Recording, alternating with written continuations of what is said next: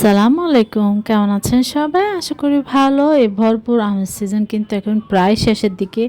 আর কিছুদিন পর কিন্তু আম পাওয়া যাবে না। এখন কিন্তু এই লাস্ট সিজনে শেষ হওয়ার আগে কিন্তু এই ম্যাঙ্গো মাস্তানিটা অবশ্যই ট্রাই করবেন। মন প্রাণ জুড়িয়ে যাবে, একদম কলিজা ঠান্ডা করে ফেলবে। যেহেতু প্রচণ্ড গরম পড়ছে, গরমে একবার হলে এই ম্যাঙ্গো মাস্তানিটা ট্রাই করবেন আমটা শেষ হওয়ার আগে।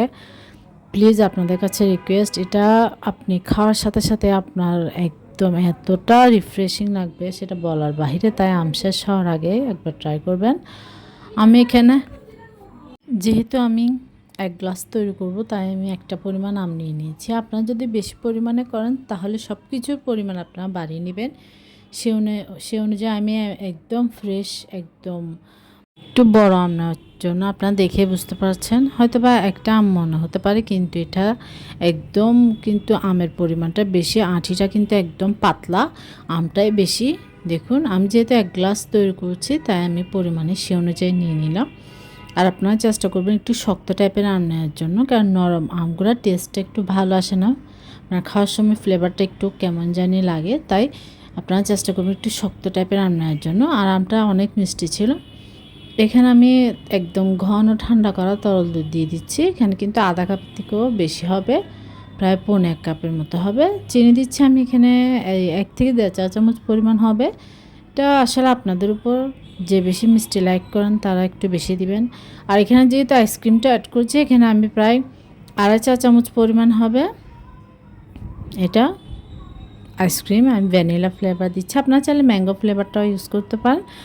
যেহেতু ম্যাঙ্গো দিয়ে তৈরি করছে, তাই ম্যাঙ্গো ফ্লেভারটাও ইউজ করতে পারেন। আমার কাছে ভ্যানিলা ছিল তাই আমি ভ্যানিলা দিয়ে দিলাম।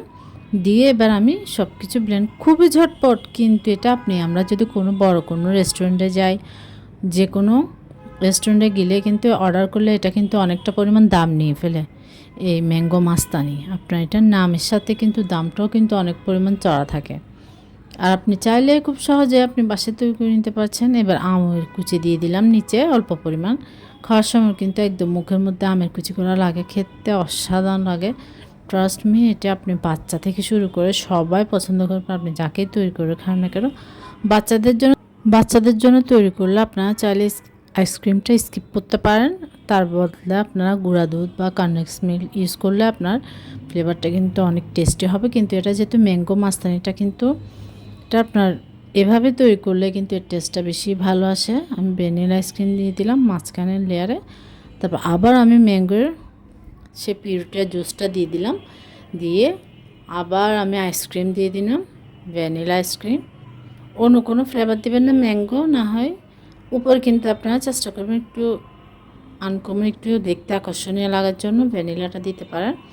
তারপর এখানে আমি আমের কুচি দিয়ে দিলাম এবং কাঠবাদাম দিয়ে দিলাম।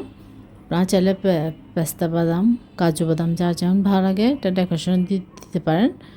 দেখুন কতটা ইউনিক লাগছে, কতটা দেখে কিন্তু লোভনীয় লাগছে, আর খেতে তো অসাধারণ হয়েছে। ট্রাস্ট মি, আপনারা অবশ্যই এটা ট্রাই করবেন।